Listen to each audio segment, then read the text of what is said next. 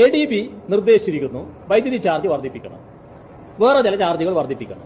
ഈ രണ്ട് സർക്കാരുകളായിട്ട് ഒന്നാം പിണറായി സർക്കാർ, രണ്ടാം പിണറായി സർക്കാർ എത്ര തവണയാണ് ഈ കറണ്ട് ചാർജ് കൂട്ടിയതെന്ന് പരിശോധിക്കുകയാണെങ്കിൽ മൊത്തം 3 തവണ ഇതിനു മുമ്പ് വൈദ്യുതി ചാർജ് കൂട്ടിയിട്ടുണ്ട്. മറ്റ് ചില ബാധ്യതകൾ നാട്ടുകാരുടെ പടലേക്ക് വെക്കണം. അത് മുഴുവൻ അങ്ങ് ഏറ്റെടുത്തിരിക്കുകയാണ്. എത്ര രൂപ ഇതിനകം കിട്ടിയെന്ന് ചോദിച്ചാൽ ഈ 3 തവണ വൈദ്യുതി ചാർജ് നിരക്ക് വർധന ഉണ്ടായപ്പോഴും 2000 കോടി രൂപയിലേറെയാണ് ഖജനാവിലേക്ക് ഈ നിരക്ക് വർധന മൂലം വന്നിരിക്കുന്നത്. നമുക്ക് ആ കാര്യം അങ്ങ് നടപ്പിലാക്കുക. ഇതാണ് നടന്നുകൊണ്ടിരിക്കുന്നത്. ഇതൊരു തരത്തിലും അംഗീകരിക്കാനാവില്ല.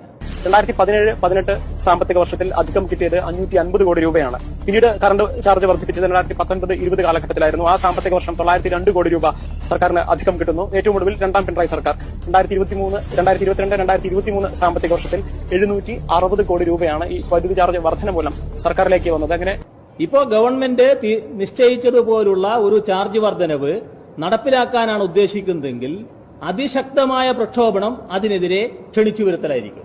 ഇത്രയും അധിക ബാധ്യത ജനങ്ങളുടെ മുകളിൽ വന്നു എന്ന് വേണമെങ്കിൽ നമുക്ക് തന്നെ പറയാൻ സാധിക്കും. 2212 കോടി രൂപയാണ് ഈ 3 പ്രാവശ്യമായി സർക്കാരിന് കിട്ടിയിരിക്കുന്നത്. ഞങ്ങൾക്കതിനോട് ഒരു തരത്തിലും യോജിക്കാനാവില്ല. ഈ വൈദ്യുതി ചാർജ് വർധനയ്ക്ക് പുറമെയാണ് മാസം 10 പൈസ വെച്ച് വൈദ്യുതി സർചാർജായിട്ട്, ഇന്ധന സർചാർജായിട്ട് കൊടുക്കുന്നത്. മറ്റ് ചില ബാധ്യതകൾ നാട്ടുകാരുടെ പടലേക്ക് വെക്കണം. അത് മുഴുവൻ അങ്ങ് ഏറ്റെടുത്തിരിക്കുകയാണ്.